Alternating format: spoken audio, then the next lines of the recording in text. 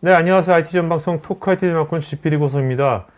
요즘 이제 많은 애플리케이션 서비스들이 이제 클라우드 서비스화되고 있죠. SaaS라고 하죠. 네, 그래서 소프트웨어를 우리가 사서 쓰는 것이 아니라 그 쓴 만큼 매월 이제 지불하는 다양한 그 서비스를 아마 저희 토크 IT도 굉장히 많은 서비스를 쓰고 있고 여러분들도 아마 손꼽아 보시면 굉장히 많은 서비스들을 아마 각 기업에서 쓰고 있을 겁니다.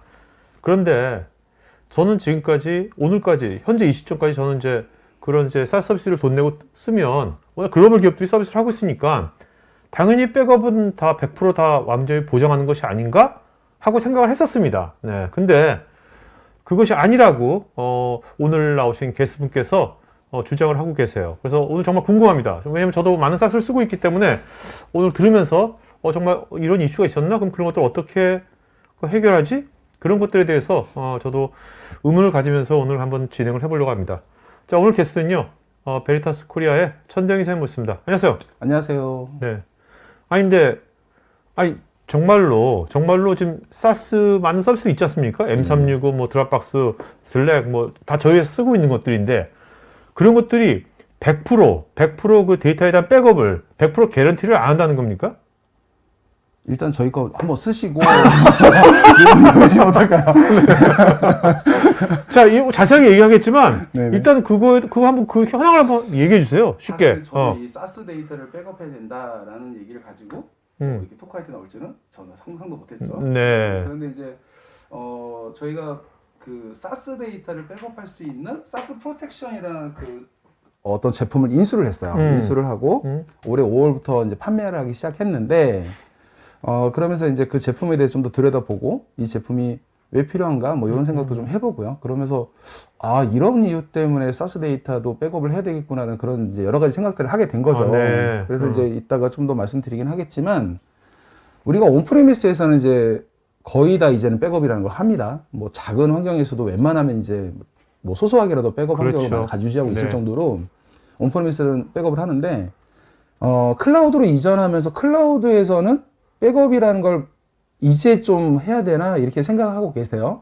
그런데 중요한 건 이제 IaaS 기반에서 그렇다 치더라도 SaaS 그런 서비스 형태로 이용하는 그런 부분들까지도 백업을 해야 되나? 아니면 백업을 할 수 있나?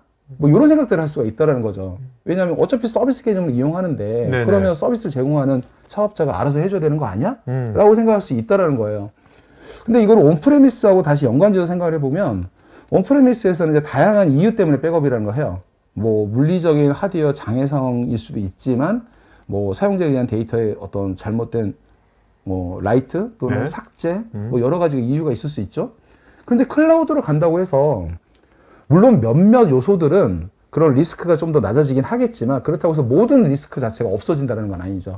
사스 비즈니스 안에 있다 하더라도 이 데이터에 대해서 어떤 소유권 또는 이 데이터 자체가 우리 기업의 자산이다라는 인식을 가지고 있다라면 이 데이터를 우리가 직접 관리하고 어떤 주권 행사를 할 수 있어야 된다는 거예요.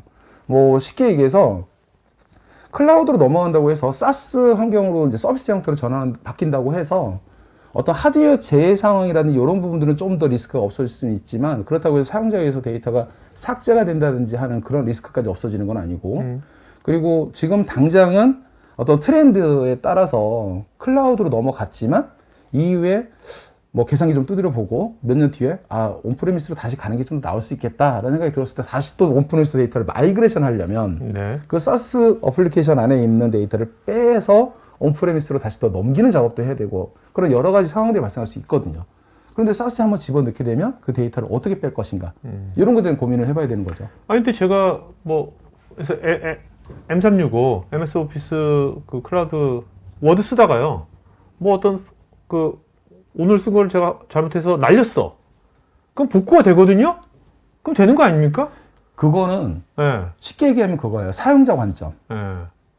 이게 무슨 나 자신의 관점, 사용자 관점에서는 내가 지금 잘못 저장을 시킨 데이터에 대해서는 스냅샷 본이 유지가 되기 때문에 그 스냅샷 기능을 가지고서 내가 직접 이전 시점으로 다시 데이터를 리커버리 한다든지 할 수가 있어요. 그렇죠. 네. 그런데 만약에 음. 어떤 그런 사용자가 사용하는 그런 파일 한 개, 어떤 메일 메시지 한 개 단위가 아니라 어떤 사삼 단위, 여러 사람들에 대한 이런 사삼 단위 또는 어떤 기업 관점에서 지금 이 상황을 리커버리 해야 되는 그런 어떤 이유가 생기는 리스크가 발생하는 그런 상황에서는 이런 개인 사용자들이 그거 하나하나 자기 걸 다 원복하고 할 수가 없어요. 아, 네. 그렇죠? 그런 그렇죠. 경우에는 기업 관점에서 대규모로 어떤 그 데이터를 복구를 한다든지 하는 그런 방안들이 필요하다는 거예요.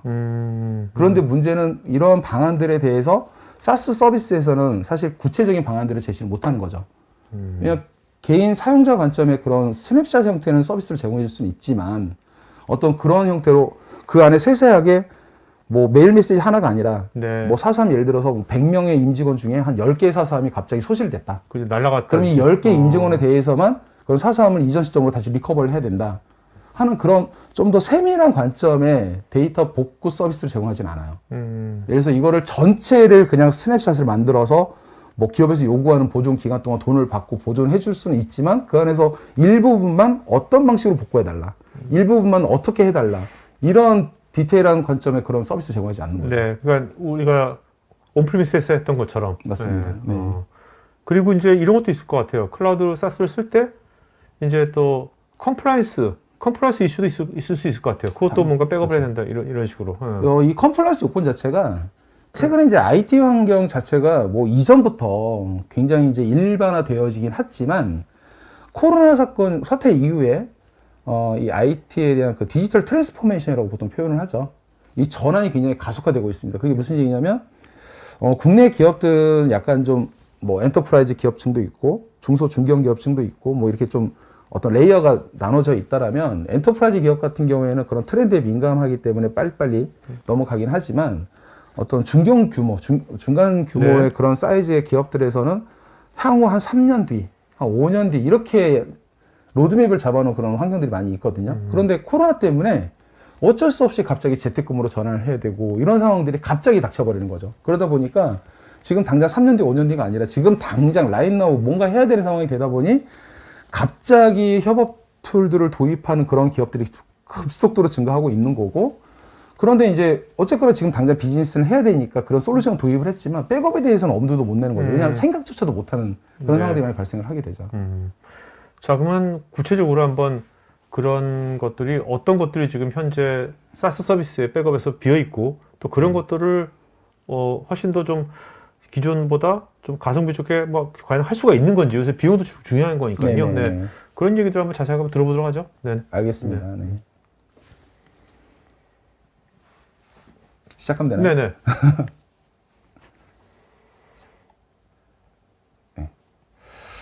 먼저 조금 전에 제가 말씀드렸던 것처럼 이 코로나 그 팬데믹 사태 이후에 이 협업 툴, 특히 그 클라우드 쪽으로 이제 전환되는 그런 기업들이 굉장히 늘어나고 있습니다. 그 중에서도 대표적인 게 아까 이제 피디님께서 말씀하셨지만 이메일이라든지 어떤 화상 회의라든지 이런 서비스를 패키지 형태로 제공하는 MS 오피스가 있어요. M365에 대해서 작년 한 해 신규로 가입한 그런 계정 자체가 뭐 이렇게 3억 유저가 넘을 정도로 굉장히 그래서 늘어나고 지금 있는 거죠. MS 주가가 네. 애플을 넘는다 안 넘는다 뭐 그러지 않습니까? 1위다 아니다. 지금 난리 났습니다. 네. 네. 그런데 이런 부분들은 이런 트렌드 자체는 계속해서 증가될 거고요. 제가 이제 지난주에 그 강원도 쪽에 세미나를 갔다 왔는데 거기에서 뭐 저와 비슷하게 이제 어떤 세션을 하고 있는 그 앞 세션을 들어보니까 이런 협업 도구 툴에 대해서 또 이렇게 발표를 하시더라고요.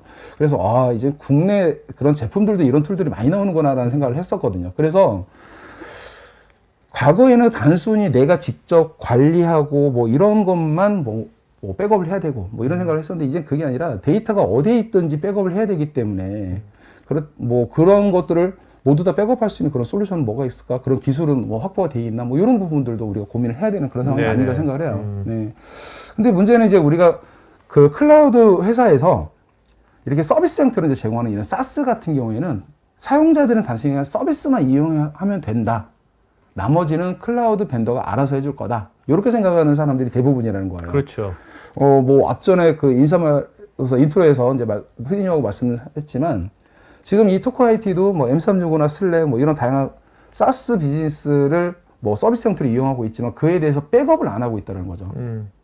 맞아요. 네. 다 되는 줄 알고 모든 것이 하셔야 돼요. 네네. 네. 그러니까 일단 저희 제품 쓰셔야 네네네. 된다고 말씀드리는 거고. 보겠습니다. 다 들어보고 나서 결정할게. 알겠습니다. 왜 지금 강요하는 거야? 먼저 팔기 시작하려고요.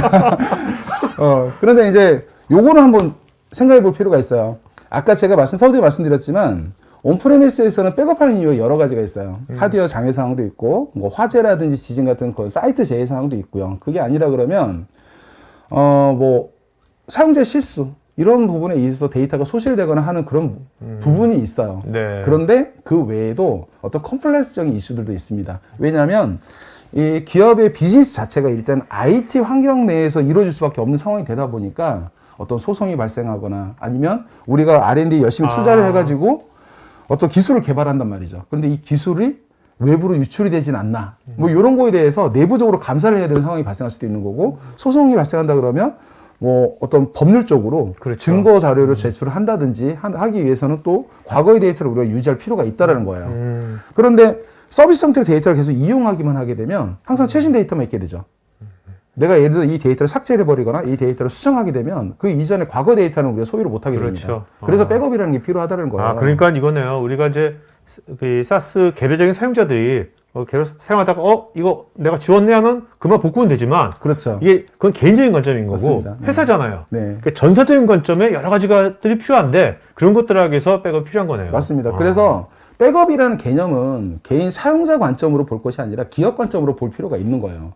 지금 이제 그 슬라이드에 표시되고 있는 게 이제 국내 사례는 아니고 해외 사례이긴 하지만 사스 애플리케이션을 전환되면서 가장 큰 리스크는 하드웨어 장애가 아니라 사용자에 의한 데이터 삭제입니다. 그게 무슨 얘기냐면 뭐 우리나라는 아니, 고의적으로 삭제한다는 거예요? 그렇죠. 그럴 수도 있다는 거예요? 네. 오. 그러니까 뭐 대표적인 게 그런 거예요. 우리나라는 사람들이 참 착해요. 그래서 여기서 퇴사를 한다라 그러면 인수인계서 열심히 써주고 자기도 데이터 다 남겨두고 그러고 가죠. 그런데 왜냐면 땅덩어리 좁잖아. 땅덩어리 도망갈 때가. 사람들이 착해서 그래요. 네. 그런데 이제 해외는 그게 아니에요. 일단 저지르고 보는 경우들이 많아요. 그렇죠? 예를 들어서 보통 이제 그 계약직들이 많죠. 그래서 뭐 연단에 한 2년치 계약하거나 하다가 갑자기 이번에 너랑 계약 연장 안 할래? 그러면 이제 열이 받는 네. 거예요. 그러면 그냥 에이 몰라 그냥 다 지워버리고 이제 나가버리는 이런 경우들도 많고요.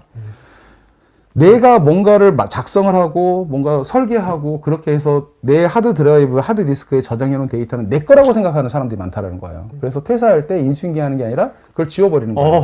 네. 이런 경우도 굉장히 많습니다. 실제로. 그렇기 때문에 그러한 상황에서 기업은 이 데이터를 확보할 필요가 있어요. 근데 이 얘기는 굳이 사스 애플리케이션의 환경 내에서 뿐만 아니라 온프리미스도 똑같이 해야 되는 과거에도 거죠. 이런 얘기들을 계속해서 등장을 했었습니다. 그게 뭐냐면 제가 한 7, 8년 됐던 것 같아요. 그 전에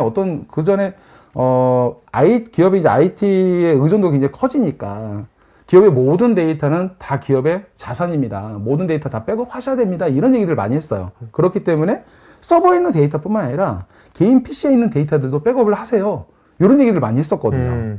그런데 이제 PC까지 접근해서 뭔가 백업을 하려고 그러면 굉장히 복잡했어요. 그러다 보니까 이 데이터를 뭐 문서 중앙화 쪽으로 다 모은다든지 해놓고서 이제 통합으로 그렇죠. 백업하고 이런 식으로 많이 EDMS 하신단 생기고 말이에요. 그랬죠. 네. 클라우드 얘기가 다른 거예요.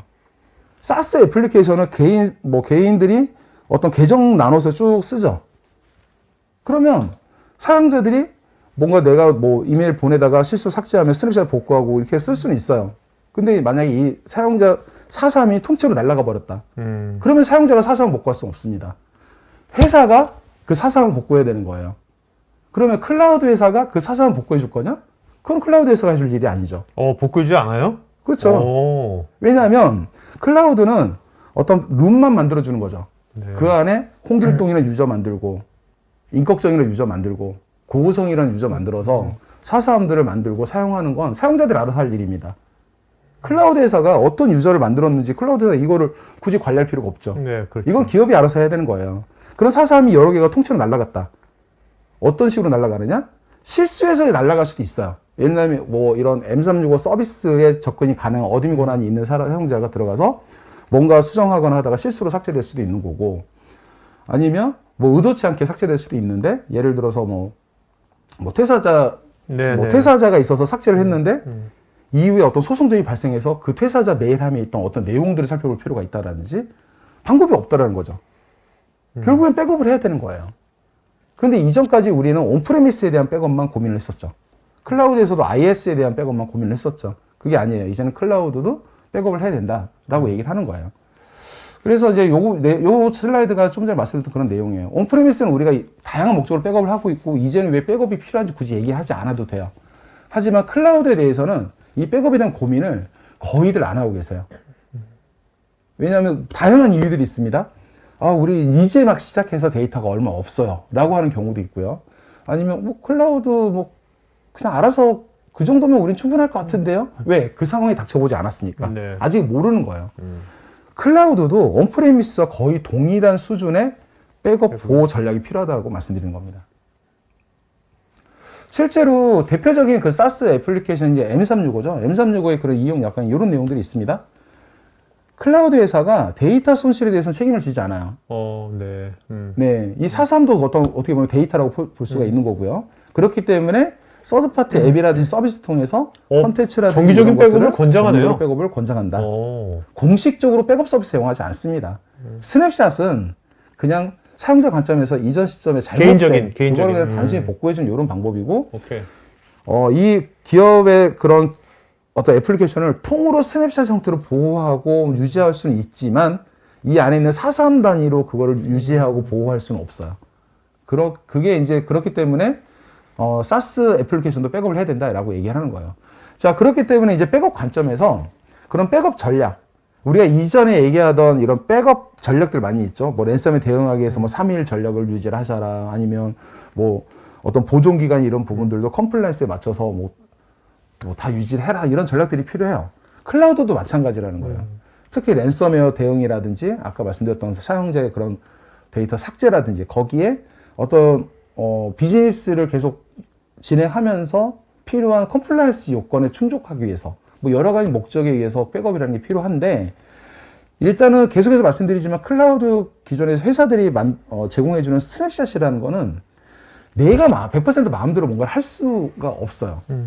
클라우드 회사를 컨택을 하고 뭔가를 하기 위해서 또 비용을 내야 되는 거고요. 그리고 그거 하려면 굉장히 상황은 긴박한 상황일 수도 있는데 굉장히 수동적인 프로세스가 많이 들어가고 시간도 많이 들어가고 절차도 굉장히 복잡해진다는 거죠. 그리고 내가 그 안에서 어떤 필요한 데이터만 찾아서 걔만 꺼내고 이런 것도 안 돼요. 그렇죠. 네. 네. 클라우드 서비스에서가 뭐가 개별적으로 다 서비스를 해줄 수는 없는 거니까. 그렇죠. 네. 그래서 아까도 보셨지만 약관에서도 필요하면 당신들이 직접 백업을 하세요 라고 얘기를 하는 겁니다. 네. 왜냐면 그 정도 의무까지 지기는 싫은 거죠. 그래서 이제 저희 NSP 솔루션과 기존의 클라우드 SaaS, 특히 대표적인 M365죠. 하는 이제 그런 서비스 형태 잠깐 비교해보게 되면 클라우드 회사는 서비스 관점이에요. 그리고 엔드 유저 관점이에요. 그렇기 때문에 기업 관점에 뭔가 서비스를 제공해주지 않습니다. 클라우드에서 제공해주는 그런 스냅샷이나 이런 부분들도 뭐 기본 일률적으로 한 14일, 2주 정도죠. 근데 우리는 어떤 컴플라이언스 요건 때문에 한 6개월 보관해야 돼, 1년 보관해야 돼. 할 수는 있어요. 다 비용입니다. 네. 네. 그리고 클라우드 회사가 제시하는 그런 비용이 절대 저렴하지 않아요. 그리고 요즘에 이제 그런 이슈들 많더라고요. 이 디스커버리 기능들 많이 사용을 하세요. 어떤 컴플라이언스 목적 또는 소송 때문에. 그렇죠. 이 메일 데이터를 서치하고 필요한 데이터를 증거 자료로 제출하기 위해서 뭔가 다시 또 다운로드하고 이런 부분들도 M365에서 그런 부분들이 어떤 성능이나 용량상에 굉장히 제약상이 많고 비용도 많이 든다라고 합니다. 어떻게 보면 데이터는 내 건데 나중에 그런 필요한 순간에는 마치 내게 아닌 것처럼 보여질 정도로 뭐 그렇게 되는 거죠. 자, 그러면 우리는 평상시에 그러한 상황들이 닥치기 전에 이 데이터를 내가 직접 관리하고 소유할 수가 있다라면 얘기가 달라지는 그리고 거죠. 이거는 클라우드를 사용하지만 내가 온프리미스에서 내가 데이터를 관리하듯이 그런 식의 백업이 클라우드 인프라에서 가능하게 만들어야 된다. 그렇죠. 이런 거네요. 네. 그래서 3일 전략, 물론 3일까지는 아니지만 기존의 M365 같은 그런 SaaS 애플리케이션 안에 데이터를 놓고서 사용은 하죠. 자, 백업이라는 건 이 밖으로 빼서 별도로 보관하는 게 백업이라고 부르는 거죠. 그렇게 해야지만 내가 원하는 형태로 관리할 수가 있고 내가 필요할 때 내가 필요한 방법으로 데이터를 복원할 수가 있게 되는 거죠. 그리고 내 데이터를 가지고 내가 복원을 한다든지 내가 다운로드를 한다든지 하는데 별도의 비용을 낼 필요도 없잖아요. 그런데 그렇죠. 기존 사스 애플리케이션은 그런 행동 자체 하나하나가 다 비용으로 이어져요. 네. 좀 억울하지 않을까요? 그렇기 때문에 이제 사스도 백업을 해야 된다라고 얘기를 하는 겁니다. 약관 하나 더 보여드릴게요. 이거는 이제 사용자 매뉴얼이에요. 아웃룩에 관련된 사용자 매뉴얼인데, 아까도 말씀드렸지만 메일 메시지 하나하나에 대해서는 스냅샷 형태로 개인 사용자가 리스트업 할 수 있어요. 그런데 이 사삼이 날아가 버려요. 그러면 사용자가 접근할 수 있는 사삼이 없습니다. 그럼 이때부터 누가 개입해야 되느냐? 회사 관리자가 개입을 해야 되는 거죠. 그럼 관리자가 이 사삼을 복원하려면 어떻게 되죠? 그 M365에도 얘기해야 되겠죠. 자, M365 얘기하면 그 손실된 사삼은 복원이 가능할까요? 아니겠죠. 안 되죠. 네. 통으로 복원해야 됩니다. 통으로. 통으로. 그렇죠. 네. 불가능하다는 얘기예요. 네. 네, 그래서 실제로 사용자 매뉴얼에도 어떤 삭제에 대해서 이 사삼이 통으로 삭제되거나 하는 그런 상황에 대해서는 지정된 시점으로 복구할 수 없다라고 아예 그냥 딱 박혀 있어요. 그렇네요. 4.3의 기존 백업을 수행할 수 있는 방법은 없습니다라고 딱 명시되어 있네. 네. 그러니까 백업이라는 걸 별도로 하셔야 됩니다.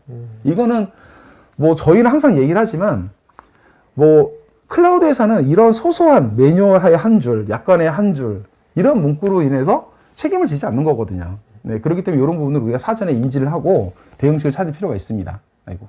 네. 그래서 저희 베리타스가 사스에 관련된 여러 가지 솔루션들이 있어요. 뭐 컴플라이언스 관련된 그런 솔루션들이 좀 많이 있긴 한데 이 넷백업 사스 프로텍션은 그 중에 데이터 프로텍션에 관련된 솔루션이라고 보시면 돼요. 그러니까 사스의 이런 백업 서비스도 베리타스가 사스로 만들었군요. 네, 맞습니다. 그래서 사스는 사스. 오케이. 네, 눈에는 눈. 네, 오케이. 이렇게 하는 겁니다. 네. 자, 그래서 저희 사스 프로텍션, 그냥 NSP가 M365만 백업할 수 있느냐? 사실 그건 아니에요. 지금 보시는 것처럼 M365, 뭐 구글 드라이브, 박스, 슬랙, 그리고 한 내년 초 정도에 이제 이네이블이 될 건데, 세일즈포스까지도 저희가 다 보호할 수 있습니다. 그리고 저게 이렇게 복원한다는 게요. 네네. 단순 데이터만 아니라 그 데이터마다 데이터 구조들 있지 않습니까? 데이터 구조까지 동일하게 복원이 되는 거죠? 당연하죠. 그래서 지금 세일즈포스 같은 게 저희가 개발을 하고 있는 상황인데 사실 요번 달에 저희가 릴리즈하기로 했었어요. 그런데 세일즈포스가 이 내부의 그런 구조가 되게 복잡하더라고요. 당연하죠. 네. 근데 이 백업이라는 게 단순히 데이터만 긁어오면 되는 게 아니라 리스토어 할 때 그런 부분들을 원래 이치로 다 찾아가야 되는 거잖아요. 그런 아키텍처까지도 다 저희가 호환성 있게 유지하고 이거를 개발하는데 시간이 좀 걸리는 거예요. 그래서 지금 내년 초로 지금 릴리즈 타임이 좀 연기됐습니다.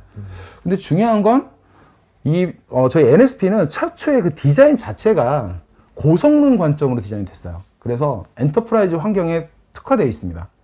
그래서 어떤 백업이라든지 검색이라든지 이런 부분들에서 성능이 굉장히 좋고, 그리고 이제 NSP는 기본적으로 MS 애저 기반의 구축이 되거든요. 네. 애저 기반의 구축이 되다 보니까, MS 애저 액티브 디렉토리와 완전 연동이 됩니다. 그래서 M365를 백업할 때 AD에 같이 연동을 해서 사용자 계정에 대한 어떤 권한이라든지 뭐 이런 부분들까지도, 그리고 애저 AD에서 제공할 수 있는 그런 어떤 강력한 보안성 관련된 그런 기능들, 이런 부분들까지도 풀리 저희 NSP를 통해 다 제공이 가능하다는 거죠. 그리고 그 전 세계 모든 애저 리전에 저희 NSP를 배포를 할 수가 있어요. 중국 리전만 빼고, 요 뒤쪽에 다시 한번 말씀드릴 건데, 완전히 빌드된 형태로 배포를 해드리거든요. 그래서 저희는 요거를 올인원이라고 표현해요. 저희가 온프레미스 넷백업 어플라이언스 얘기할 때 올인원이라고 얘기를 하거든요. 모든 게 백업이라 모든 게 다 포함이 되어 있다라고.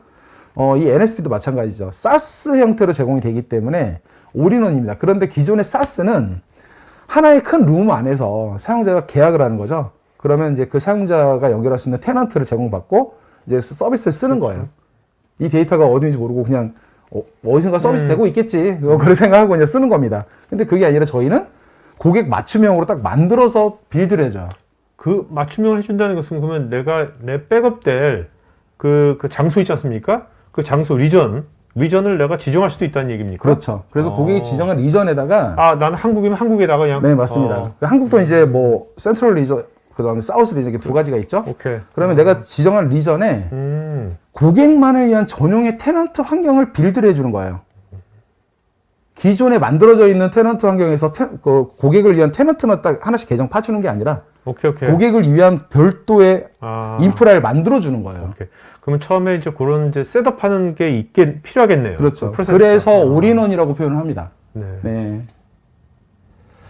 지금 보시는 게 이제 조금 전에 말씀드렸던 내용이에요. 그래서 고객 맞춤형이라는 게 뭐냐면 고객이 원하는 리전에 배포를 해드려요. 이 안에는 뭐 다시 한번 말씀드리겠지만 여러 가지 컴포넌트들이 들어가 있어요. 심지어 데이터를 저장하기 위한 저장소까지도 이 인프라 안에 다 포함이 됩니다. 그렇게 해서 하나의 세트를 고객이 지정한 리전에 100% 디플로이 하는 겁니다. 데이터 주권 문제를 그렇게 해서 해결할 수가 있어요. 이 데이터 주권이라는 게 일반적인 SaaS 애플리케이션 같은 경우에는 데이터가 어느 리전에 저장되어 있는지 사용자가 알 수 없습니다. 클라우드에서는 그걸 비밀로 그렇죠. 하죠. 그렇죠. 네. 네. 근데 저희는 그거를 투명하게 고객한테 알리는 거죠. 오히려 고객이 요청한 곳에 만들어주는 거예요. 그렇게 해서 데이터 주권 문제를 완전히 해결할 수 있어요. 보통 우리나라 같은 경우는 뭐 공공이라든지 금융이라든지 뭐 병원, 학교 뭐 이런 분들처럼 데이터를 해외로 내보내지 못한다든지 아니면 클라우드로 데이터를 넘기기 위해서는 그 데이터가 어느 위치에 있는지 명확하게 관리 감독해야만 하는 이런 그렇죠. 규정을 적용받는 산업들이 되게 많습니다. 네. 자, 그렇다 그러면 SaaS 애플리케이션을 만약에 통해서 뭔가 데이터를 저장하거나 뭔가를 하려고 한다라 그러면 사실 이게 오픈이 돼야 되잖아요. 근데 기존의 SaaS를 보호할 수 있는 서비스라든지 제품들을 보게 되면 그런 부분들이 명확하지가 않아요. 심지어 한국에서 서비스가 되지 않는 그런 부분도 많이 있습니다. 그런데 그렇겠죠. 저희는 그게 아니라 고객이 원하는 형태라기보다는 고객이 원하는 위치에 모든 컴포넌트가 하나의 SaaS 형태로 빌드된 형태로 배포를 해드려서 데이터 주권 문제 해결해드리고, 그러면 이 클라우드 안에다가 빌드를 한다 그러면 애저에 대한 그런 사용 과금들이 들어가잖아요. 각종 VM들도 있고 네네. 저장소 스토리지도 있을 수 있고 여러 가지 그런 부분들이 있는데, 이런 부분들은 저희 NSP 라이센스 안에 그냥 모두 통합으로 MS에 지불하는 비용 별도로 없이, 네. 그리고 향후에 운영하는 부분도 이 NSP는 SaaS 형태이기 때문에 이 안에 있는 구성 요소에 대한 관리는 저희 베리타스가 모두 다 그렇게 해드리는 거예요. 그래서 아까도 말씀드렸지만 저희 이제 그 NSP는 SaaS 애플리케이션입니다. SaaS 애플리케이션 형태로 제공이 되지만 올인원으로 제공이 되는, 맞춤형 올인원으로 제공이 되는 약간 그런 형태인 거고, 고객은 그냥 운영만 하시면 되는 굉장히 심플한 구조인 거예요. 그래서 지금 보시는 게 실제 저희 NSP가 배포가 되면 그 안에 구성되는 아키텍처예요. 그래서 이제 아까 말씀드렸던 M365부터 굉장히 다양한 그런 SaaS 애플리케이션에 대한 데이터를 가져오기 위한 커넥터라는 게 필요합니다. 그래서 네. 이 커넥터를 관리하기 위한 그런 윈도우 VM들도 있고, 가져온 데이터를 저장하고 관리하기 위해서 애저 스퀘어라든지 애저 블락 스토리지들이 이제 이 안쪽에 다 포함이 되어져 있어요. 그러니까 저런 것들을 고객이 셋업하는 게 아니라 저는 알아서 하는 거죠. 그렇죠. 고객이 몰라도 되는 거죠. 고객은 전혀 아실 필요 없고 저 안에 오케이. 들어갈 수도 없습니다. 그렇겠죠. 저 안에 리소스를 볼 수 있는 건 저희 베리타스가 볼 수 있고, 관리하는 것도 저희 베리타스가 관리해 주는 거예요. 그리고 엘라스틱 엔진이 있기 때문에 검색이나 이런 부분도 굉장히 빠르게 되는 거예요. 그래서 이런 부분들은 모두 다 올인원으로 구독 서비스 형태로 제공을 해드려요. 네. 지금 보시는 게 전 세계 애저 리전입니다. 지금도 어딘가 계속 생겨나고 있을 거예요. 네. 근데 이제 그 좌측 하단에 보시면 차이나나 서포트. 네. 중국을 제외한 전 세계 모든 애저 리전에 고객이 원하는 위치만 딱 찍어주시면 저희가 그냥 NSP 뚝딱뚝딱 해가지고 만들어 줍니다. 그래서 한 일주일 정도 시간 주시면 저희가 그 환경에다가 아까 앞서 보여드렸던 이 컴포넌트들을 네. 직접 셋업해가지고 저장소까지도 올인원 형태로 다 포함이 되게끔 이렇게 만들어줘요. 그러니까 뭔가 이게 글로벌로 사업한 데들은 뭐 유럽 지역은 유럽 쪽으로, 뭐 미주는 미주로 이렇게 할 수도 있는 거네요. 한국 실제로 최근에 만났던 고객분이 그런 니즈가 있었어요. 그래서 본사는 한국인데 전 세계 한 50개국에 이제 브랜치 오피스들이 나가 있는 거죠. 그 중에서도 유럽 쪽이 데이터 반출에 대해서 굉장히 민감하다는 그렇죠. 거예요. GDPR도 유럽에서 나왔잖아요. 맞아요. 그래서 그런 GDPR 규정이나 이런 부분들 때문에 민감한 개인 정보에 관련된 데이터들이 포함이 되어 있을 수도 있기 때문에 이 데이터를 다른 리전으로 가져가거나 하는 부분들, 저장하거나 하는 부분들이 굉장히 민감하대요. 리스크도 있고. 네. 그래서 한국은 한국에, 유럽은 유럽에 이런 식으로 멀티 테넌트 형태로 다 배포가 되느냐? 네, 저희는 가능하다는 거예요. 네. 그런 식으로 원하는 리전에 다 배포를 시켜드릴 수가 있습니다. 그래서 이제 기존의 온프레미스에서는 저희가 이제 제가 입이 닳도록 얘기했던 그 넷백 어플라이언스 같은 이런 올인원 형태의 이제는 백업 서비스, 백업 제품으로 이제 많이들 전환들을 하고 계시고, 실제로도 많이들 사용하고 계세요. 자, 근데 클라우드도 이제는 마찬가지라는 거예요. 그냥 클라우드 안에서 이거를 백업하기 위해서 IaaS 형태로 내가 직접 백업 서버 하나 만들고, M365 연결을 하기 위해서 또 프락시 서버 하나 만들고, 가져온 데이터를 저장하려고 또 어떤 뭐 오브젝트 스토리지든 간에 이런 부분들 클라우드에서 다시 또 계약을 해서 별도로 또 과금하고 이 안에 스케줄 만들고 관리하고 굉장히 복잡하죠. 그게 아니에요. 클라우드도 이제는 올인원 형태로 풀리 매니지드 방식으로 쓸 수가 있어요. 그리고 이걸 M365뿐만 아니라 뭐 슬랙이라든지 박스라든지 구글 드라이브 나아가서 세일즈포스까지도 통합으로 다 네. 이렇게 할 수가 있다는 겁니다. 하여튼 베리타스는 올인원을 되게 좋아하는 것 같아요. 좋아합니다. 네. 열심히 밀고 있습니다. 네. 이게 잘 먹히더라고요. 지금 보시는 거는 이제 일단 저희 NSP를 그러면 고객 맞춤형으로 해준다고 하는데 어떤 정보를 줘야 되고 굉장히 복잡해질 것 같잖아요. 왜냐면 저희가 굉장히 많은 정보를 요구할 것 같잖아요. 근데 그게 아니에요. 지금 보시는 게 저희 베리타스하고 이제 계약할 때 최초에 저희한테 주실 정보예요. 그냥 어드민 정보 누구고 어느 리전에 배포하기 원하는지 딱 요 정도만 주시면 저희하고 일단 계약이 됩니다. 이후에는 필요한 권한이나 이런 부분들 좀 정리한 항목들을 제가 이제 제출해드리면 M365 안에서 그 세팅만 해주시면 돼요. 네. 그러면 고객이 원하는 리전에 딱 만들어 드리는 겁니다. 그래서 이제 보시는 게 저희 NSP의 웹 UI 화면들이에요. 제가 간단하게 몇 가지만 캡처해서 보여드리면 지금 보시는 게 메인 화면입니다. 그래서 뭐 관리자 페이지부터 분석, 어떤 티어링, 보존 주기를 설정하거나 아니면 디스커버리 기능도 제공을 하거든요. 네. 그래서 디스커버리 관련된 부분도 있고 필요하다라면 부서나 이런 단위로 차지백도 할 수가 있습니다. 그래서 부서마다 비용 청구를 한다든지 네. 이런 것도 가능하다는 거고요. 전체 컨텐츠 내용을 살펴볼 수도 있습니다. 그리고 마지막으로 엔드 유저, 최종 사용자를 엔드 유저 포탈도 저희가 함께 제공을 해드려요. 지금 보시는 게 실제 메일 데이터를 백업했을 때 관리자 페이지에서 보여주는 화면입니다. 개인 사용자는 이렇게 전체 임직원에서 볼 수가 없어요. 그렇죠? 근데 NSP로 가져온 데이터는 관리자가 전체 유저들에 대한 메일 데이터가 백업되고 있는 현황을 관리를 할 수가 있습니다. 기존에 온프레미스에서 우리가 메일 데이터를 백업하면 이런 식으로 보여지거든요. 요걸 동일하게 NSP를 통해서 데이터를 가져오고 이거를 회사, 기업 관점에서 관리를 할 수 있게끔 저희가 서비스를 제공해 드리는 거예요. 그리고 이디스커버리를 제공해 드리기 때문에 필요하다라면 이 안에서 컴플라이언스 목적으로 뭐 어떤 키워드를 검색하는 거죠. 그래서 어떤 민감한 정보, 민감한 단어들이 포함되어 있지 않은지 지금 같은 경우에는 이제 팀스라는 단어를 검색을 해본 거예요. 그러면 저희가 M365 같은 경우에는 이 안에 뭐 이메일도 있고 쉐어포인트, 뭐 원드라이브, 팀즈 뭐 여러 가지가 있죠. 그 안에 가져온 전체 그런 컨텐츠 안에서 그 키워드를 다 검색하는 겁니다. 그렇게 해서 검색된 키워드가 쭉 나열이 되는 거고 이러한 부분들을 별도로 익스포트를 할 수도 있고요. 아니면 이러한 그런 이거를 템플릿으로 저장을 해서 나중에 또 쓸 수도 있어요. 잠깐 말씀드리면 M365 같은 경우 이 디스커버리 기능이 굉장히 많은 비용이 발생을 합니다. 하루에 다운로드 검색을 하고 다운로드하는 용량에 제약이 있다고 저는 또 알고 있거든요. 네. 비용도 많이 들고. 근데 저희는 그런 제약이 없습니다. 네, 막 원하는 대로 하시면 돼요. 왜? 이미 데이터 가져왔잖아요. 네, M365가 분리시켜 놨습니다. 그렇기 때문에 내 데이터 이제 내가 마음대로 할 수 있게 되는 거죠. 네. 그리고 엔드 유저 셀프 서비스 같은 경우에는 마찬가지로 어떤 M365 안에서 데이터를 지웠어요. 왜냐하면 지우는 이유는 여러 가지가 있습니다. 비용이 많이 발생하니까. M365가 데이터 캡이라는 게 있거든요. 그렇죠. 데이터 캡이 있죠. 그 캡 안에서 데이터를 쓰려면 오래된 데이터는 어쩔 수 없이 지워야 돼요.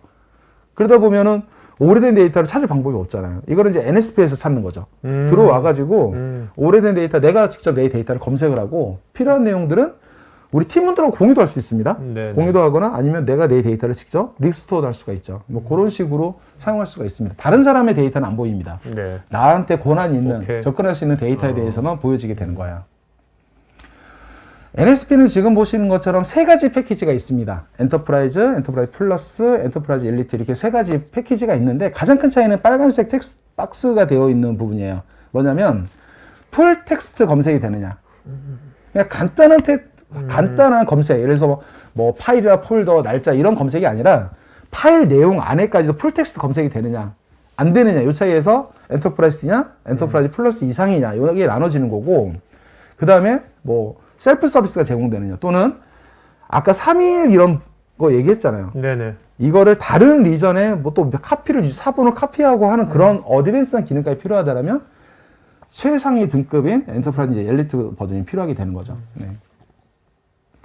그리고 아까 질문 주셨던 것처럼 여러 리전 간의 테너트를 배포해서 통합으로 관리하고 하는 그런 게 필요한 경우 엔터프라이즈 엘리트에서 마지막에 밑에서 세 번째 보시게 되면 리전 간 규모 확장하고 이런 기능들이 저 안에 포함이 되어 있어요. 네네. 그렇기 때문에 그런 부분들도 다 가능합니다. 저희 NSP는 트라이 앤 바이 프로그램. 쌌으니까 POC가 아니라 그냥 그렇죠. 무료 트라이를 할 수 있는 거네. 소위 이제 트라이 앤 바이 프로그램. 오케이. 그래서 한번 써보고 구매를 결정하는. 네, 요게 있습니다. 그래서 이건 돈이 안 들어요. 공짜예요. 그래서 다 써보셔도 됩니다. 이게 무슨 얘기냐면 고객이 이 트라이얼 서비스를 신청을 하시게 되면 고객이 실제로 사용해 볼 수 있는 NSP 환경을 리얼로 고객이 원하는 그 리전에다가 직접 만들어줘요. 실제 구매했을 때하고 동일한 프로세스로 만들어져요. 그럼 고객은 2주 동안 풀리 테스트를 하는 겁니다. 물론 용량 제약은 있지만 그 제한된 용량 내에서 풀리 기능을 테스트해 볼 수가 있는 거예요. 용량이 2테라네요? 네네. 그래서 테스트를 해보고 그러면 저희 시청자분들께서 오늘 방송 끝나고 나서 이거 해보려면 어느 사이트를 어디로 가야 돼요? 어떻게 해야 되는 거예요? 저희 베리타스 담당 영업부로 전화 주시면 그건 좀 사스스럽지 않은데? 네. 그러면 오늘 저희 설문조사 할 거 아니에요? 네네. 원하시는 분들은 설문에다가 그렇죠. 그 요청사항을 좀 하시면 되겠네요. 맞습니다. 그러면 이제 저희 세일즈 분들이 이제 열심히 이제 뛰어갈 겁니다. 네네네. 그래서 이제 이거를 사용하시려면, 왜냐하면 고객분들은 사실 이제 금액이라는 이런 부분도 궁금할 수 있잖아요. 근데 뭐 금액을 이 자리에서 제가 오픈되릴 수는 없으니까 뭐 그런 부분도 물어보시고, 실제로 트라이얼을 해볼 가치가 있는 건지 이제 한번 결정하신 다음에, 그래서 실제로 검증을 하기 위해서 트라이얼 신청을 하시고 결과가 만족스럽다면 실제로 구매로 그냥 전환하시면 돼요. 그러면 트라이얼을 위해서 배포된 빌드된 그 환경 자체가 프로덕션 전환됩니다. 그냥 계속 그냥 쓰시면 되는 거예요. 네. 네. 그래서 저희 이제 NSP도 M365처럼 데이터 캡이라는 게 있습니다. 그래서 아까 말씀드렸던 패키지별로 데이터 캡이 있는데, 여기에는 지금 유저당 데이터 캡이 표시가 돼 있어요. M365 스위트는 익스체인지, 원드라이브, 쉐어포인트, 팀스 이런 M365 구성 요소를 전체를 다 통합으로 백업할 수 있는 거거든요. 네네. 그래서 뭐 엔터프라이즈부터 뭐 엔터프라이즈 엘리트까지 뭐 20, 30, 40기가 이렇게 돼 있는데, 저희 NSP는 기본 1000유저입니다. 이거는 뭐냐면 유저 수로 저희가 카운팅을 하지만 실제 데이터를 백업할 때는 전체 총량으로 보는 거예요. 왜냐하면 제가 실제로 고객을 뭐 트라이를 해보고 하니까 구매한 유저 수보다 이 구매한 유저 수가 부족해서 문제가 되는 케이스보다는 1000유저를, 그러니까 유저를 여유있게 구매했는데도 불구하고 백업할 데이터 양이 더 커서 그 데이터 캡이 부족한 경우가 더 많아요. 네. 그렇기 때문에 뭐 기본 1000유저라고 하지만 전체 토탈 용량을 보게 되면 365가 엔터프라이즈가 20테라가 되는 거예요. 1000유저니까. 네네네. 네, 그런 식으로 해서 엔터프라이즈 엘리트가 40테라인 거죠. 프론트엔드 소스 테라바이트예요. 그러니까 이 저희 NSP에 집어넣는 데이터 양이에요. 네, 집어넣는 데이터 양 기준이고, 그래서 이제 1000유저면은 뭐 예를 들어서 엔터프라이즈 플러스가 한 30테라인데, 실제로 이거를 트라이얼 하면서 보니까 메일 데이터만 백업하는 것이 아니라 M365를 쓰게 되면 원드라이브 쓰시잖아요. 쉐어포인트나. 이 안에 파일 데이터들이 굉장히 많아요. 그래서 그 데이터들까지 다 넣다 보니까 그게 크겠네. 용량이 갑자기 커지더라고요. 네네. 그래서 1000유저에 30테라인데 1000유저를 다 쓰지 못하고 한 400-500유저 정도 쓰더라고요. 파일 데이터가 다 넣어버리니까. 그러면 뭐 한 1000유저, 리얼로 1000유저면 한 2000유저 정도를 여유있게 구매를 해야지 해서 데이터 캡을 좀 더 늘려주셔야 모든 데이터를 풀리 쓸 수 있다. 그러니까 다시 말하면 이 유저라는 건 어떻게 보면 산술적인 카운팅을 위한 네네. 그냥 단위 정도로 보시면 될 것 그러니까 같아요. 총량이 의미 있는 거네. 네, 맞습니다. 네. 제가 이제 단적인 예로 비교를 좀 해놨는데, M365에 쉐어포인트가 있어요. 쉐어포인트에 제공하는 데이터 캡이 유저당 10기가. 근데 요걸 오버하게 되면 1기가당 225원. 생각보다 비싼 금액이라고 하더라고요. 그래서 고객분들 실제로 이 데이터 캡 안에서 써야 되니까 그냥 지운대요. 그런데 문제는 보존 기간이라는 게, 업무라는 게 1년 뒤에 그 데이터가 필요할 수도 있고, 나중에 그렇죠. 이 데이터가 필요할 수도 있는데 방법이 없는 거예요. 그래서 그것 때문에 또 이거를 무한정으로 오버한 비용을 지불하면서 또 쓰는 기업도 있어요. 네네. 근데 그 비용이 또 어마어마하게 지불이 된답니다. 네, 그래서 요거를 제가 저희 NSP를 비교를 한 거죠. NSP가 아까 말씀드렸던 것처럼 기본 1000유저예요. 자, M365 1000유저 동일하게 했을 때 저희는 M365 스위트의 제일 마이너 패키지 기준으로 유저당 데이터 캡이 20기가죠. 그래서 20테라입니다. 뭐 그렇게 쭉 계산했을 때 샘플로 임직원 6,000명 정도의 쉐어포인트 한 300TB 정도 되는 그런 기업이 있다라고 해서 이제 그걸 가정을 해본 거예요. 그러면 고객이 구매할 유저 수는 6,000 유저예요. 네. 자, NSP는 그러면 총 120TB의 데이터 캡을 제공합니다.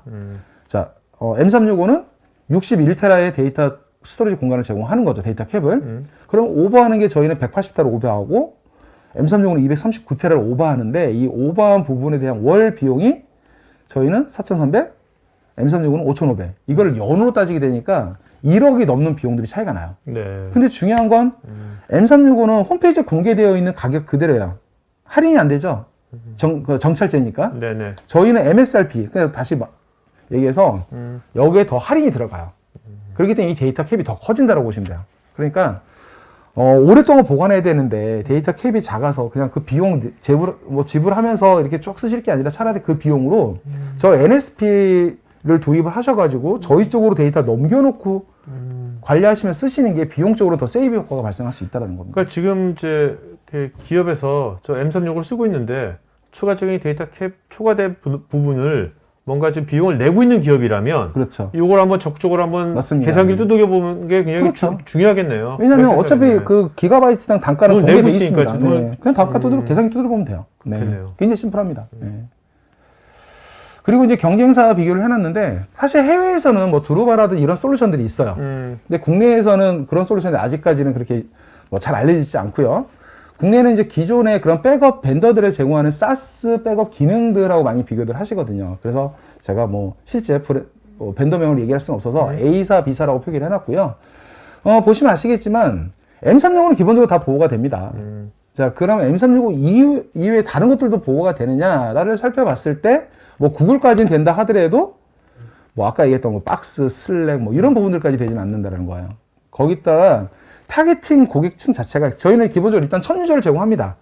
그렇기 때문에 엔터프라이즈라고 표기를 해놨을 뿐이지 엔터프라이즈는 아니에요. 아까 제가 말씀드렸지만 데이터 캡에 대한 총량 그렇죠. 기준이기 때문에 표기는 엔터프라이즈지만 사실은 그보다 작은 기업에서도 쓸 수 있어요.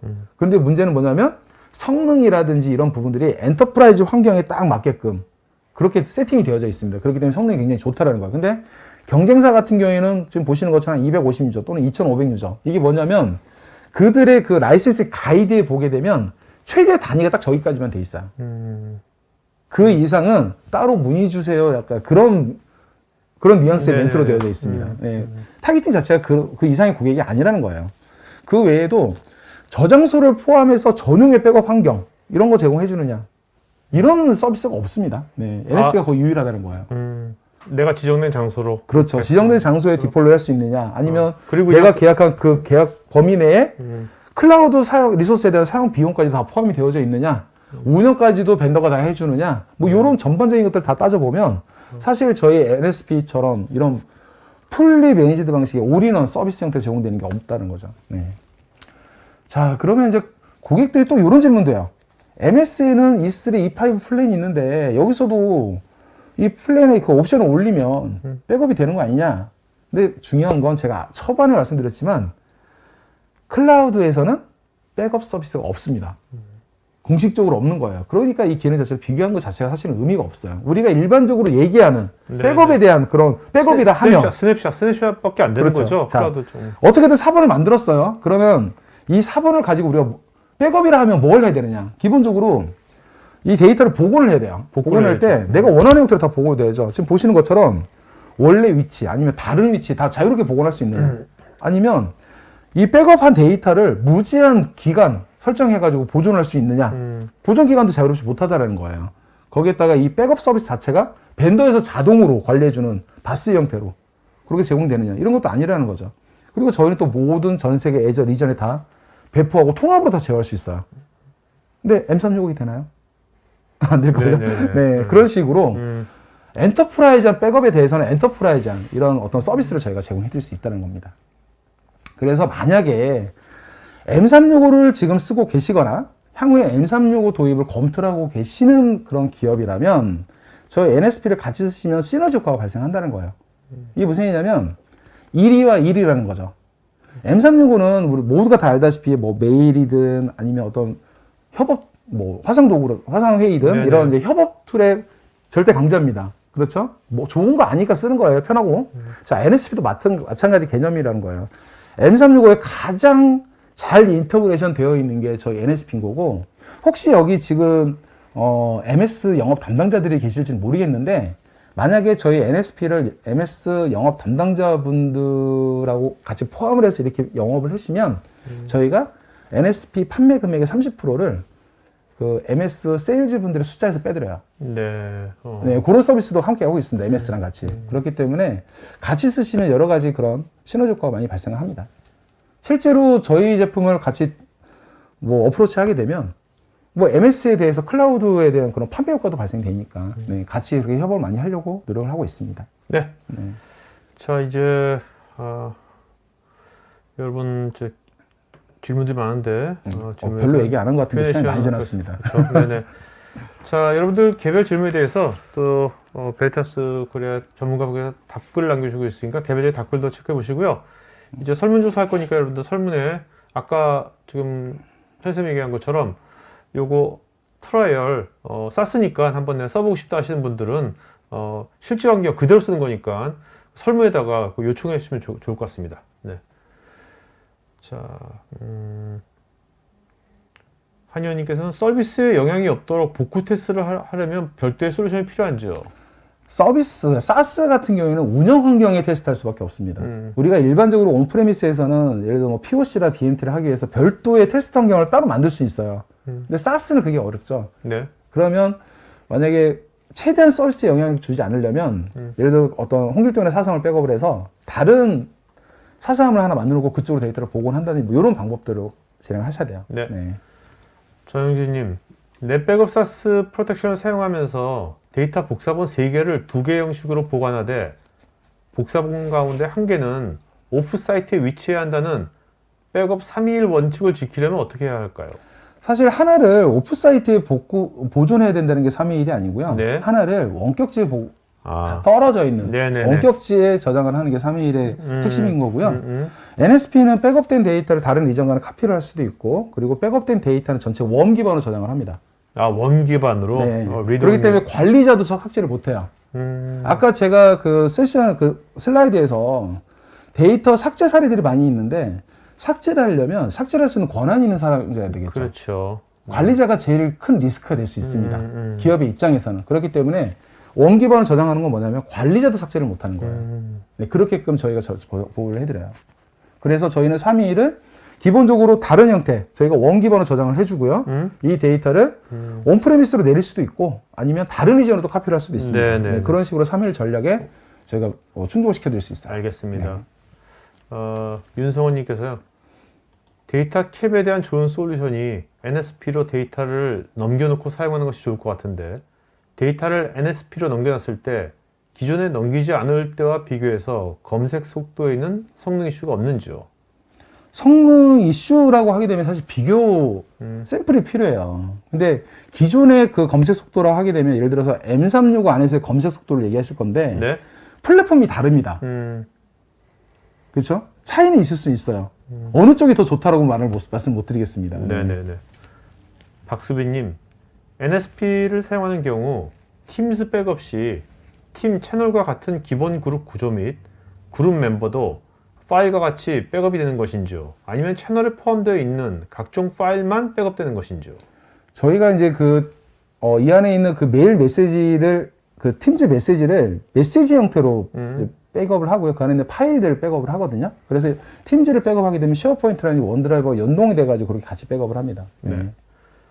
전현진님, NSP SaaS를 사용하다가 넷백업 어플라이언스로 변경하고 기존 SaaS에서 생성했던 백업 자료를 새로 구성한 넷백업 어플라이언스로 이전하거나 반대로 넷백업 어플라이언스에서 넷백업 SaaS로 이전하는 것이 가능하죠. 그러니까 이제 사실 SaaS 쓰다가 우리 다시 온프레미스로 돌아갈래? 그럴 수도 있는 거잖아요. 그죠? 네, 그런 걸 말씀하신 것 같은데. 네. 네. 저도 저렇게 됐으면 좋겠습니다. 네. 그게 무슨 얘기냐면 넷백업 SaaS 프로텍션이 아직은 넷백업 어플라이언스하고 완벽하게 인터그레이션 되어 있지는 않아요. 그래서 저희가 이제 로드맵상에 일단 UI 관리 UI는 넷백업하고 인터그레이션 시킬 겁니다. 그래서 넷백업 UI 안에서 이 SaaS 프로텍션도 같이 매니징 할 수 있게끔 UI는 통합을 할 거고요.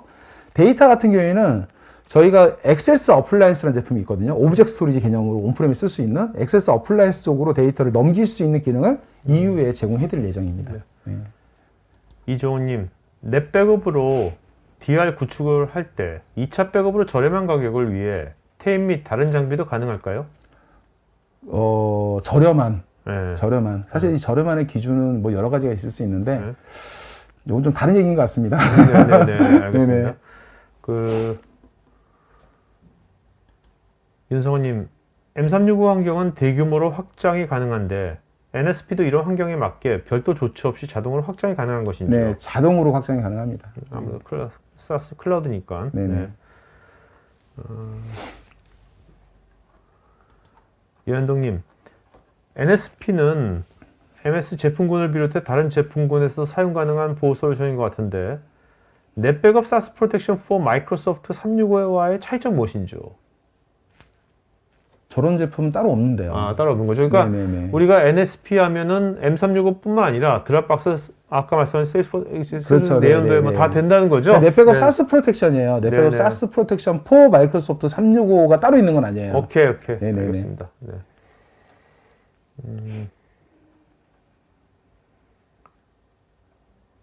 지종님, M365 데이터 특성에 따른 백업의 복구 시간을 줄이는 베리타스의 중요 방안은 뭐 어떻게 되는지요?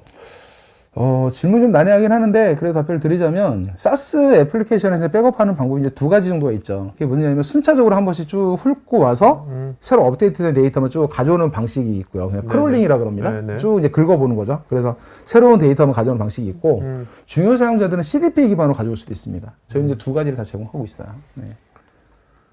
이호숙님, 백업된 메일이나 문서가 악성 코드에 감염된 상태로 백업되는 경우는 전혀 없는지요? 그리고 백업된 문서가 악성 코드 감염 여부를 표시해 주거나 리포팅 기능도 있을까요? 만약에 감염돼 있다면 사용자들이 먼저 인지를 할 수 있을 것 같고요. 그리고 감염된 문서가 백업이 됐다면 저희는 백업된 원본 그대로 유지하고 있는 거기 때문에 만약에 복원하기 전에 그 내용을 살펴볼 수 있잖아요. 네. 감염됐다라면 내용이 제대로 표시가 되지 않을 겁니다. 네. 이호숙님, 동일한 용량으로 오피스 365 용량 증설을 한 요금과 오피스 365 플러스 베리타스 이용 요금을 계산했을 때 비용 효과는 어디가 좋은지요?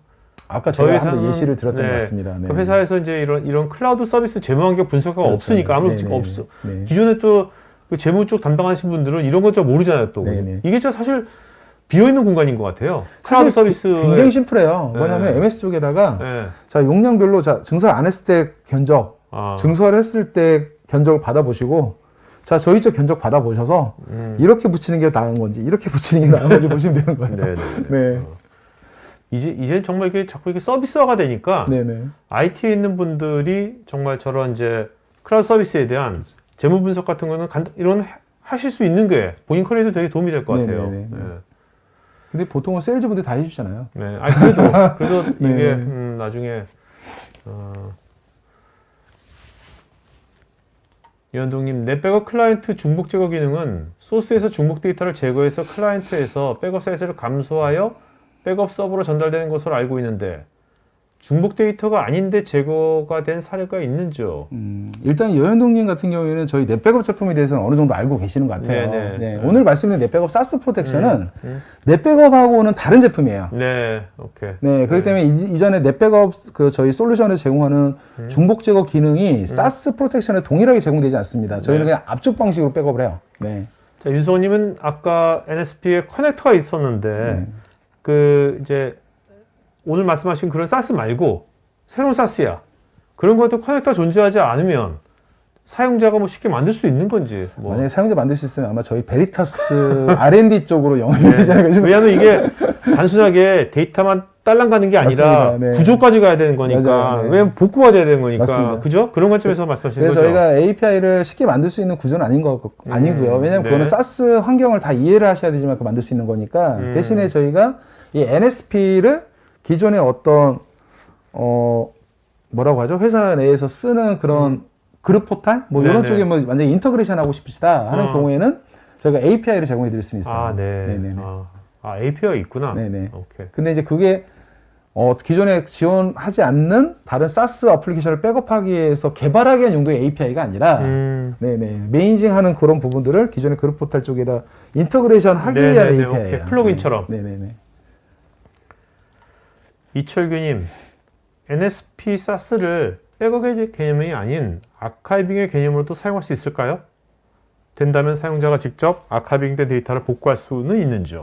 지금 오늘 말씀드린 게 어떻게 보면 백업의 개념과 아카이빙의 개념이 좀 섞여 있다고 보시면 돼요. 그렇죠. 왜냐하면 그렇죠. 웜 기반이고 그리고 데이터는 무제한 보존이 가능해요.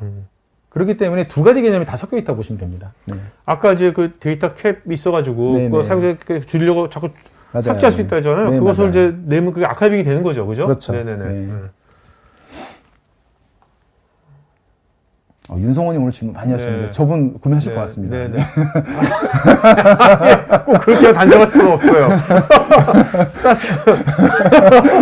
윤성원님, 사스 형태가 아주 다양해져서, 메일박스, 팀스, 원드라이브, 쉐어포인트 등이 많은데, 이런 사스 서비스를 개별적으로 백업하는 것인가요? 아님, 통으로 하는 것인지요? 개별적으로 합니다. 이 커넥터라는 게 서비스별로 커넥터를 만들어요. 그러니까 쉐어포인트 커넥터, 이메일 커넥터, 뭐 팀즈 커넥터 이런 식으로 서비스별로 커넥터 만들고 네. 그렇다고 해서 그러면 이메일 데이터는 통으로 백업하느냐? 그것도 아니에요. 이메일 데이터 안에서 내가 원하는 사용자 사람들만 또 선택적으로 커넥터를 만들 수도 있어요. 네, 그런 식으로 분류해서 만들 수 있습니다. 네.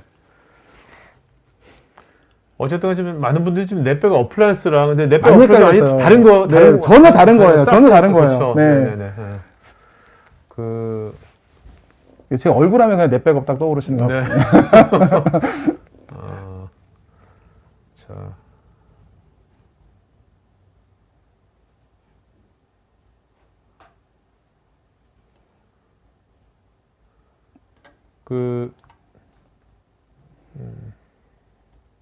저희가 CDP 백업 기능도 제공하고 있습니다. 네네네. 네. 네. 그래서 아까 말씀드린 것처럼 네. 중요한 유저들에 대해서는 별도의 커넥터를 만들어서 CDP 기능으로 백업할 수 있어요. 네, 그러면 데이터가 예를 들어 이메일이 딱 수신됨과 동시에 저희 쪽으로 바로 오는 거죠. 네. 윤서님께서 그 백업을 솔루션을 사용하는 이유 중에 가장 큰 이유가 소스와 데스티네이션 중복 제거인데 NSP에서도 중복 백업이 제공되는 것인지요? 말씀드린 것처럼 저희는 이제 압축 백업으로 네. 진행됩니다. 그리고 중요한 건 중복 제거 저장 여부는 전혀 관계가 없는 거죠. 왜냐하면 저희 NSP의 데이터를 집어넣는 소스 양에 차징이 되는 거지 네. 이 안에 저장돼서 스토리지 얼마큼 쓰느냐에 차징이 되는 게 아니에요. 네네. 소스 양. 그렇기 오케이. 때문에 중복 제거 기능이 제공되느냐 안 되느냐는 아. 전혀 상관이 없습니다. 네네. 오히려 중복 제거 기능이 없는 게 성능적으로 유리해요. 네. 네. 그렇겠죠. 윤서님, 아카이빙을 해도 속도에는 영향을 주지 않는다고 하셨는데 좀 약간 이해가 안 되는데 그런 이유는 무엇인지요? 저는 질문이 잘 이해가 안 됩니다. 네. 그러니까 저희가 아카이빙하고 약간 섞여 있다는 게 뭐냐면 네. 기존의 데이터를 저희가 가져와서 사본을 만드는 거예요. 운영 환경에 있는 데이터를 저희가 지우지 않습니다.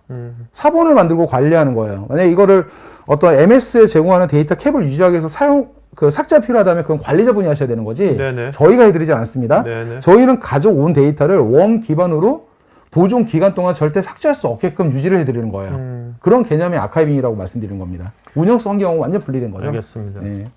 손일식님, 동일한 이름으로 지속적으로 백업되는 파일을 사용자 실수로 다른 내용으로 저장되어 백업되는 경우 이전에 작성된 내용으로 복구가 가능한지요? 저희가 가져온 데이터를 이 안에서 버전을 관리를 해줘요. 네. 그렇기 때문에 이전 버전으로 다 가능하죠. 오케이. 일반적으로 어떤 개인 사용자가 저런 실수를 하셨다면 아까 말씀드렸지만 그거는 클라우드 서비스 제공해주는 그냥 단순한 그 스냅샷 안에서 이미 다 수용이 가능해요. 근데 만약에 이게 한 2주 정도 지나고 한 달 이상 지나고 뭐 이런 상황이 됐을 경우에는 이제 저희 쪽 셀프 서비스 접근하셔가지고 거기서 그렇죠. 서치하셔가지고 그렇게 또 쓰시면 되는 거죠. 네.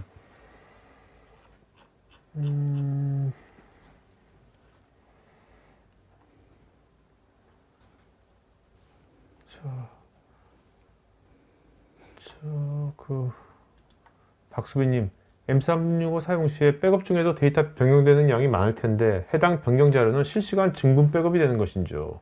아까도 말씀드렸지만 두 가지 형태로 만들 수 있습니다. 그래서 크롤링 방식으로 네. 지정된 시간 내에 그냥 한번 쭉 훑고 가져오는 그런 방식이 일반적인 방법이고요. 중요 사용자에 대해서는 그 사용자 사삼들만 따로 셀렉션 해가지고 CDP로 가져오게끔 구성할 수 있어요. 네. 자, 오늘 Q&A 여기까지 하고 여러분들 오늘 들으시면서 요거 실제로 지금 이제 특히 이제 M365나 그런 것들 쓰시면서 지금 우리가 그 데이터 캡을 오버돼 가지고 또 추가로 엑스트라로 혹시 내는 비용이 있다면 그렇다면 진짜 아까 말씀하신 것처럼 한번 이 계산서를 직접 두 가지 방식을 한번 체크해 보시는 게 좋을 것 같고요. 그 전에 한번 요거 오늘 말씀하신 천에서 말씀하신 테스트 해보고 싶으신 분들은 설문에다가 요거 트라이얼 해보고 싶다고 그렇게 요청하시면 그 아마 조치가 될 것 같습니다. 자, 오늘 질문하신 분 중에서 세 분 좋은 질문 이름 세 분 불러주시겠습니까? 네. 네, 일단 그 네. 제일 질문을 많이 주셨던 전영진님, 네, 전영진님. 네, 네. 그리고 박수빈님, 박수빈님. 네, 윤성원님. 네. 네. 전영진, 박수빈, 윤성원 요 세 분께서는요 저희 스태프 이메일 주소로 본인 이름 주소 핸드폰 이메일 보시면 저희가 경품 보내드리겠습니다. 설문 여러분 맞이해 주시면 고맙겠고요. 이사님 마지막 한 말씀 좀 할까요? 네. 항상 말씀드리지만 데이터는 기업의 자산이라는 인식이 중요합니다. 그렇기 때문에 이 데이터가 온프레미스 있건 클라우드 있건 위치에 관계없이 항상 보호를 해줘야 돼요. 이게 SaaS 서비스 형태로 이용한다고 해서 보호의 의무가 없어지는 건 아닙니다. 그렇기 때문에 데이터는 위치에 관계없이 보호를 해야 되고, 그리고 데이터를 보호함에 있어서도 우리가 필요한 그런 요건 사항들이 충분히 반영이 될 수 있는지 기술력이라든지 이런 부분들 면밀히 살펴보시는 게 중요할 것 같습니다. 네, 알겠습니다. 네네. 자, 오늘 방송에서 마치겠습니다. 고맙습니다. 감사합니다. 네. IT 전문 방송 토크IT에서 테크 분야별로 짧고 진한 시리즈 영상들을 편하게 골라서 보실 수 있습니다. 구글이나 네이버에서 한글로 토크IT 치시거나 토크IT.tv 사이트로 오시면 됩니다.